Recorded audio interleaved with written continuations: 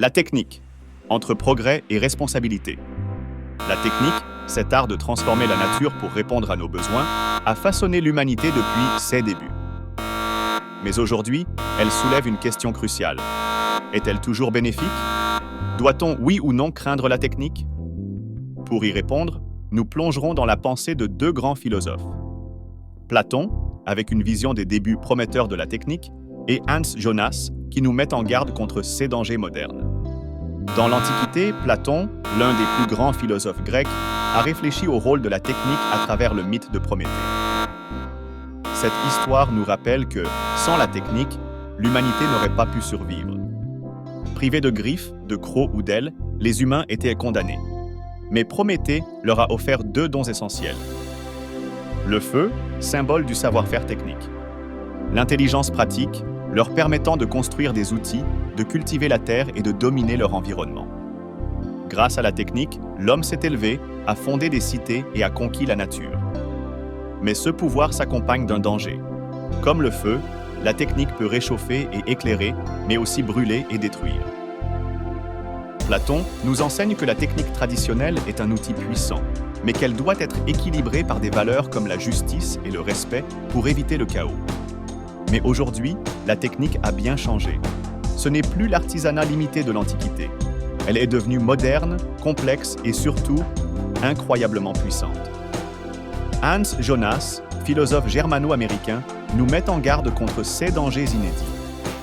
La technique moderne peut modifier non seulement notre mode de vie, mais aussi la planète et la vie elle-même.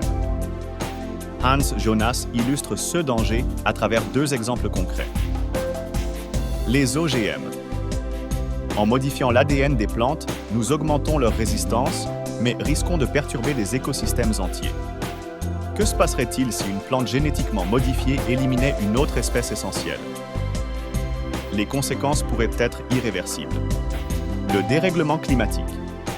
Les techniques modernes, comme les moteurs à combustion et les pesticides, ont permis une croissance économique rapide.